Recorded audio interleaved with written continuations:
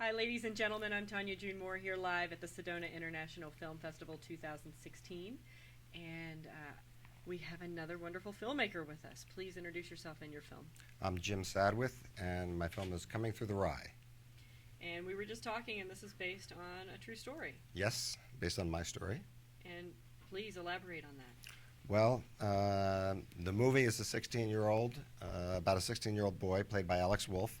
In 1969, he's in a boarding school that he went to for all the wrong reasons, and finding himself really a fish out of water and getting along with almost nobody, he falls in love with the catcher in the rye, and specifically Holden Caulfield. And he feels like he is destined to be Holden Caulfield in the movies and in the theater on Broadway. So he adapts the book as a stage play, and after some hostile altercations with the kids at school, he runs away to the mountains of New Hampshire to search for J.D. Salinger. And a local townie girl picks him up along the way, and they have this odyssey looking for J.D. Salinger. And you did this. I did this, yes. So tell me about the reality of it versus the movie of it. That is the reality. So it's very true to the... Yes, in fact, this is, I guess, a little bit of a spoiler alert, except that if you look at the credits, it says Chris Cooper as J.D. Salinger. So he does find I did find J.D. Salinger, and the dialogue in the movie is about 99% exactly what happened between me and Salinger. Wow. And how did you get Chris Cooper involved in this? I had worked with Chris on a TV movie that I had directed in 1991 called In Broad Daylight. It had Marcia Gay Harden, Cloris Leachman, Chris Cooper, and Brian Dennehy. And Chris was just a doll to work with. And I knew that he had eschewed Hollywood and the Hollywood lifestyle because he lived in a little town in Massachusetts. And when it came time to cast this movie 23 years later, 23 years later, I thought of Chris Cooper. And so I still had an address book. I don't know if anybody watching on YouTube knows what an address book is, but... I still have an address book. So I had an address book that had all the addresses and phone numbers, and there was Chris Cooper's phone number. And just on a hunch, I dialed it, and I got a machine that said, "Please leave a message." So now I didn't know whether to leave a message or not because I didn't know if it was Chris, but I did. I said, "Chris, hi, this is Jim Sadwith. Do you remember me in Broad Daylight? I have this script," and I described it a little bit. And I said, "If this is you, please call me back." And 3 days later, the phone rang, and the caller ID said Chris Cooper. And it was amazing. That's a really good story, and that's our audience really likes to see those real stories of people that we see on the screen. Yeah. So that's great. Did the movie turn out the way you expected it to? I mean, you wrote it, you directed it, you produced it, but when you saw the final product, were you just like, yeah, that Yep. really is... Absolutely, yeah. It was interesting. Not only does it feel like I accomplished what I set out to do, in some ways I feel like it's better because when you actually get actors in there, and I have three amazing actors. Alex Wolff, as I said, plays Jamie Schwartz. We have a fantastic actress, Stefania Owen, who is going to be her film with Katie Holmes. She's opposite Katie Holmes. Will be premiering at Tribeca.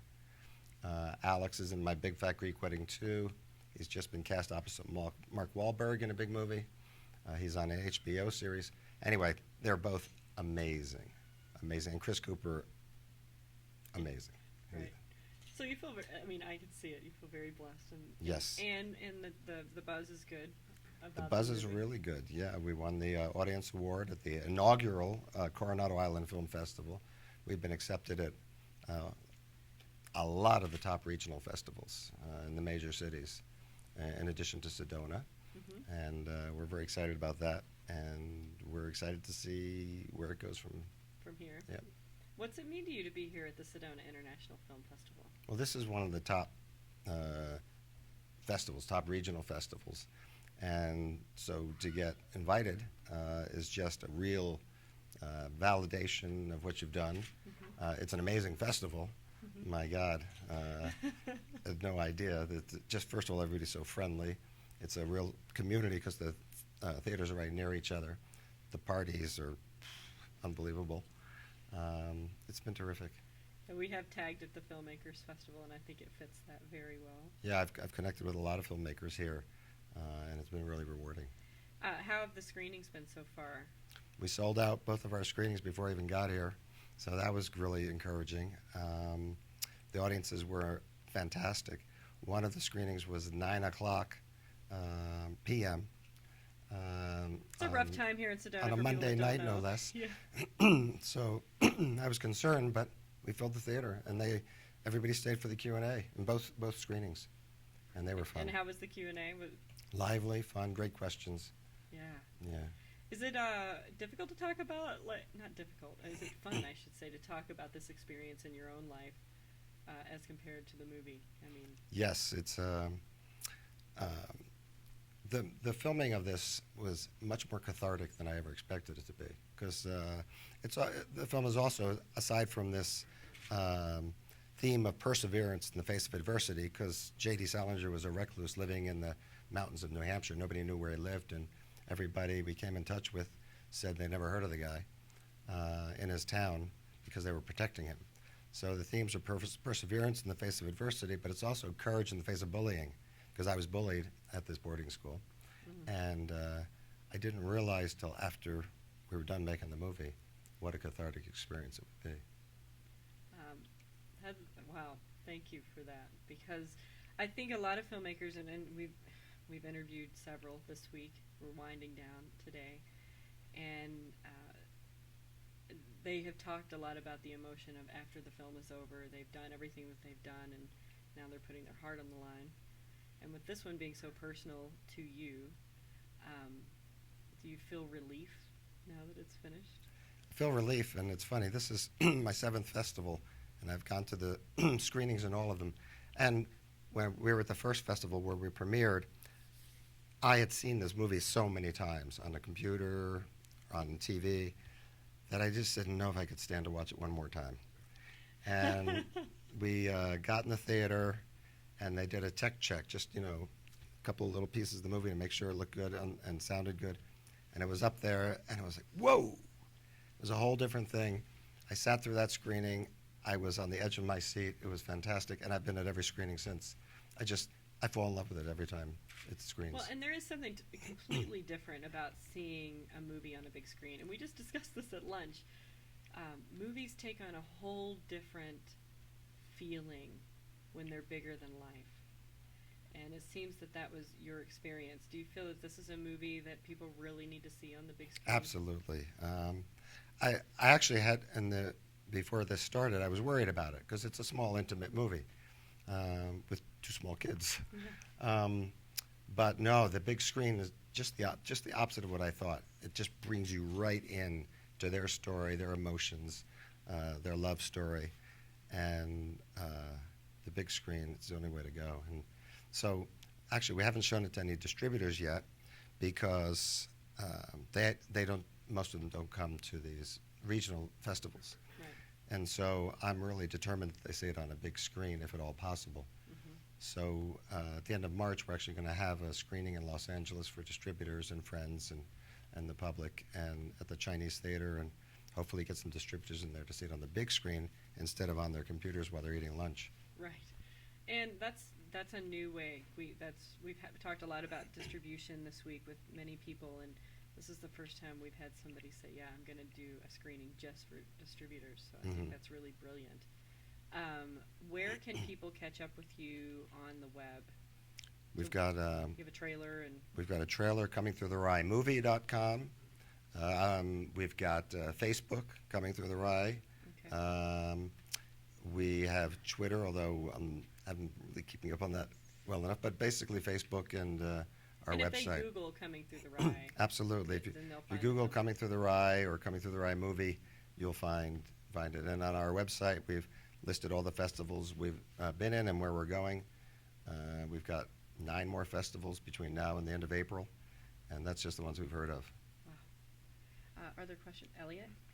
Since the subject matter was so personal for you, was it really therapeutic in the sense of getting to direct something that you actually lived through? Did it kind of help certain issues in your own life? Yeah. You learn a lot from making films. Absolutely. It was funny. there are a few scenes, and coincidentally, Alex Wolff could have been my double, and I did not go to cast somebody who looked like me whatsoever. But we ended up with Alex Wolff, and in pre-production in my office, we had a picture of me in high school, my high school yearbook picture, and a picture of Alex Wolff. People just kept doing double takes. So watching him in a few scenes, it was pretty good. And then, like I said, it was very cathartic. And actually, when we filmed in Virginia, and we were at the Virginia Film Festival. Actually, some of the people from my boarding school lived nearby, and they came to see it, including people from the football team, which, because I was in theater, the football team was like, especially in the movie, my nemesis. And those guys came, and they just loved it. And I introduced them to the audience. They stood up, and now we're fast friends. And that never would have happened without the movie. Well, and things change so much when you're an adult. And you Oh, look yeah, back. absolutely. I'm just curious about, a lot of people don't know the time frame, and for different shorts and different features, it's always different how you shoot it. So what was your process like? How long did it take for your shooting, and how was post-production? Was that quick or long? How long was to do the entire film? I have to repeat. Sure. Well, first it took. Well, it's been in the works for 46 years since it happened.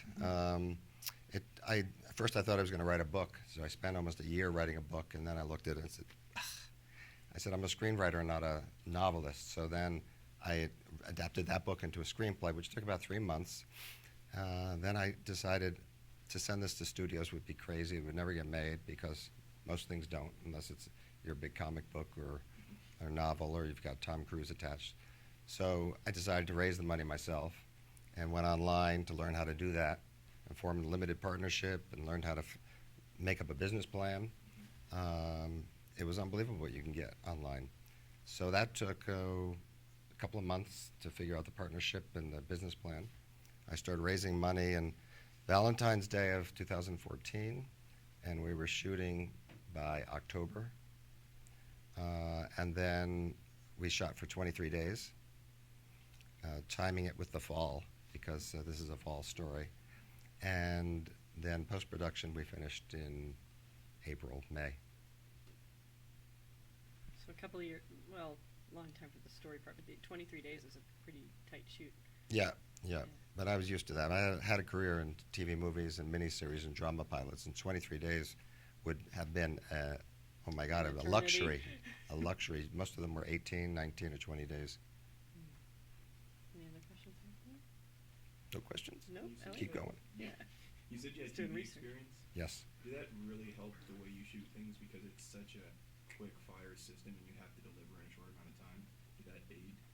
Well, yeah, I mean, as far as the ticking clock and knowing you got to get it done and what you have to finish in a day and all that, absolutely.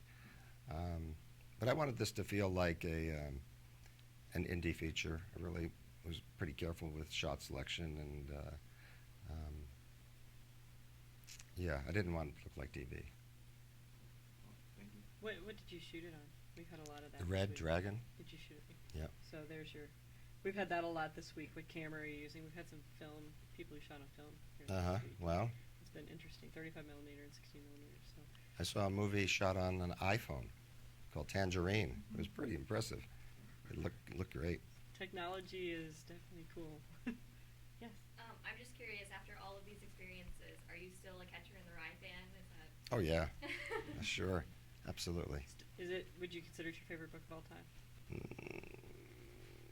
I guess I need to say yes. You don't need to say yes. You can say It's whatever one of them. growing up. Absolutely. Yeah. No, it was very, affected me profoundly. Obviously, when I was growing up, it really was my life raft at that school. The whole idea that I was going to put on this play at school. Yeah. The whole concept was it was a senior English project. I was going to put it on at school. I was confident that Off-Broadway would find out about it. Then from there, I'd go to Broadway, and then we'd do the movies. So that's what really kept me from in that school. If I didn't have that, I probably would have left. Well, we really appreciate you being here. Good luck with the Audience Awards. Thank you. And we hope to see you back at the Sedona Film Festival again. I hope to be back. So yeah, soon. Yes. We would love to have you back soon. Please check him out and on the interweb, and we will see you the next time. Okay.